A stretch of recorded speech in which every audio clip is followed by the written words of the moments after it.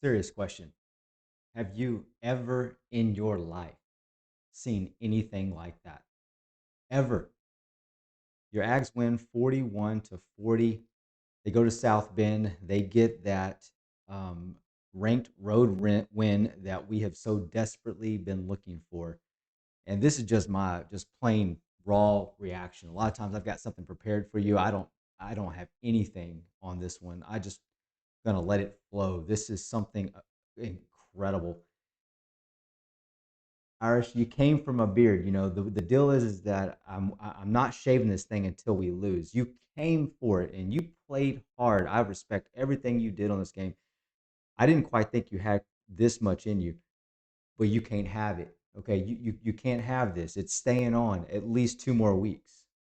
At least 2 more weeks. So let me just how about let's talk about this. I'll start off with my prediction for this game, just kind of recap some things, and then we'll look at the stats for this game, which is pretty incredible as well. I previewed this game and I picked 24-22. I was off on the actual score numbers quite a bit. I'm gonna stand by that small margin of victory though, and I'm gonna stamp that. I think every game doesn't go according to plan, neither does any prediction. But I do want to highlight something that I think was pretty important that I have been talking about. I think we're going to have to really give some credit here. The preseason preview was a lot about, or at least I mentioned a few times, how Marcel Reed has proven that he can do a 2 minute drill. We saw this in the USC game. The problem there was that we still had to defend another possession, and defense just couldn't be there. But one of the keys to the game for me on this one was who was going to have the ball at the end, and who do you have in a 2 minute drill? You got CJ Carr or you got Marcel Reed. Now, I will say this: I didn't have as much confidence in CJ Carr coming into this. He's young. The offensive line did not show what I think people thought they would need to be versus Miami. And coming into this game, I think they stepped their game up and were big time challenged. But I had Marcel Reed. He's got more experience. He's been in the situation and he's proven that he can do it. And that's what this game honestly came down to. Play it how you want to play it down there at the end. Criticize the play calling. Sounds like Mike Elko knew exactly what they were doing on that last play call. Um, and he got it done. That's all there is to it. Sometimes things go your way at the right time. Maybe we are getting over that hump and they are going to start moving our way. We got a few more calls in this game, a few more things went our way, maybe a couple of non calls. Big game. Big game. Huge win. So let me go over some of the stats in this game. We had almost 300 yards at the half, which is pretty amazing to start off with. But total in this game, 488 yards for the Aggies. 360 of that passing, 128 on the ground. So all numbers improved all around, all around. And I got at least one thing, one big piece. I'm gonna go ahead and say on this reaction show because of this win.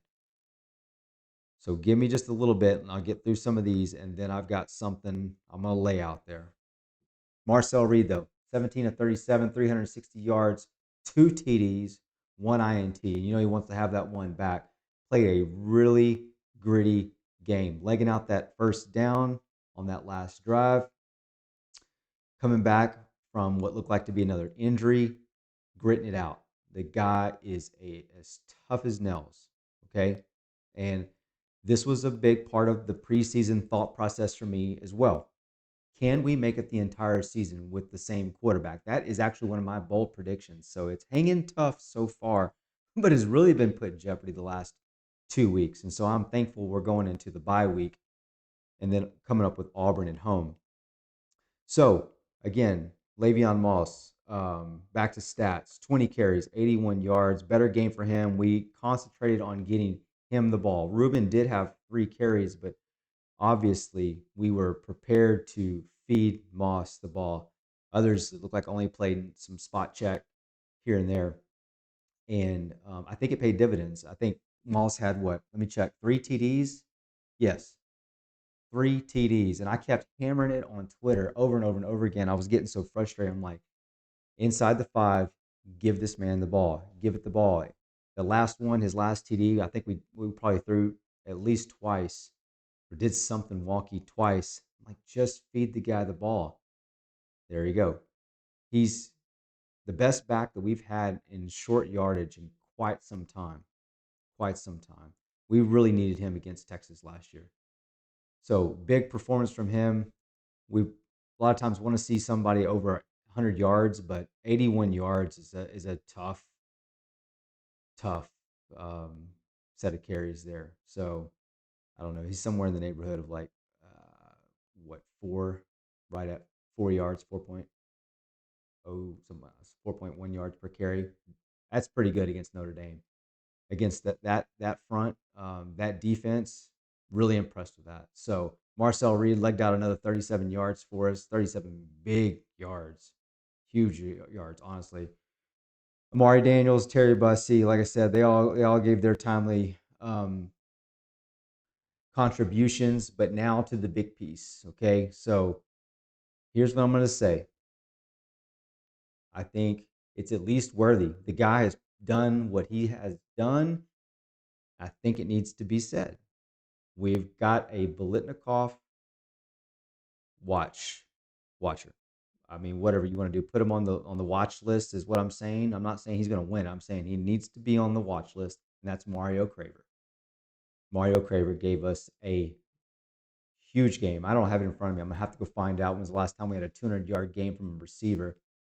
I know it was close with Mike Evans back in 2013. I'm not sure what he finished up with that in that particular game, but he was like 170 something yards at the half. So we've got that level of wide receiver here. You know, KC Concepcion, another 82 yards himself, and he did that on just 4 catches. But Mario Craver, 7 receptions, 207 yards, and a touchdown. 80. One of those is the 86-yard um, touchdown. I mean, what my I spilled my drink when that happened. I spilled my drink on the ceiling. Okay, there wasn't much in it, but I threw my drink up. I don't even know if my wife noticed whenever I was outside watching the game. What else do you do? I mean, I was that was a chain style stuff right there, right in the Orange Bowl.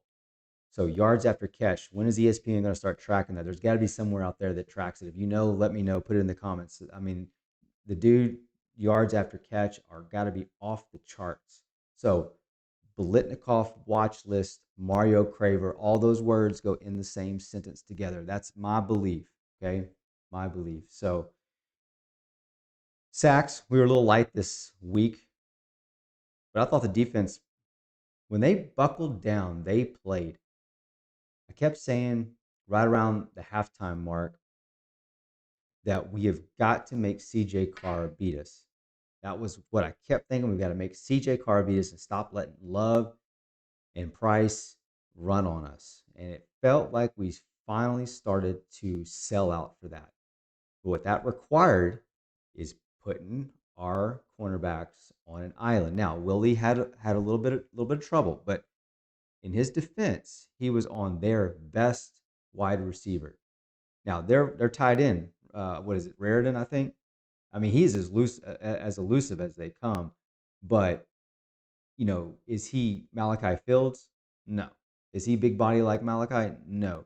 And that's a tough cover. Covering that guy is extremely difficult. So I'm giving Will Lee I give him grade of, I don't know, B plus, maybe even an A considering who he's on. He covered him well. A couple of busts here and there. Nothing nothing too terrible. Thankfully, our offense was able to keep us in this game. But when they buckled down and played the run, they played it well, and you think you're starting to see what they can do. I'm really excited to see this team get their feet underneath them in a bye week and then go play Auburn at home with some confidence, with some momentum, feeling like they can beat somebody now. They've got this monkey off their back, and they're ready to go. That's what I feel like. Ready to go. Um, Couple of the thoughts kind of swirling around in his head right now, like getting getting this ranked win, especially over such a big name brand, is going to pay a lot of dividends. Uh, we're going to start front running just a little bit if we can get one more win. I think we get one more win at Auburn and we'll start front running. And then we're going to have to find out what this team's made of when they've got a target on their back. We thought they were going to do that last year, right, and see how they could play, and they didn't really play with that target on their back very well. They might end up being able to do it again and to redeem that situation. Let's let's hope so. Scooby Williams, I think, had our lone interception, right? And let's check that out. You gotta love what we're getting from that guy. I didn't see if he came back, but yeah, he had our lone INT. Turn it for 3 yards. So he's just Johnny on the spot at this point. He had the one against Mississippi State last year. And I want to say one against USC as well, or was it Texas? Probably not Texas, but Scooby's turning into a really solid linebacker. We just really got some really timely plays. Even I think what was it, Samford that came in and yeah, he made the tackle. I think it was on Price or Love. Man, they were beating us on the edge. It felt like, if not in the middle, on the edge almost all night until we started to lock down. Then when we did, it's good news. It was really, really good news. So I'm just sitting here on cloud nine. Don't even really know what to do with myself at this point. I can't believe we got that win. How are we in that game for that long? I tweeted it like halftime. I'm like, we're still in this game, really? And then weren't we leading at halftime? That's just crazy. Leading at halftime. Let me double check that. Like, this box score is just nuts. Like, we had 7 points in the first. We had 21 in the second. Is that even right? We were leading at halftime. It was 24-28 at halftime, wasn't it? Man, we get a field goal in the third. We give up a touchdown to them in the third. We still outscored them in the fourth as well, 10-9. So what, they come through with like three field goals. I guess our red zone numbers are going to go up. We'll check that and see. I mean, I guess they're kicking field goals, but still, we just also had the one field goal from Bond. That would have been a big deal. We there's just some things with this team.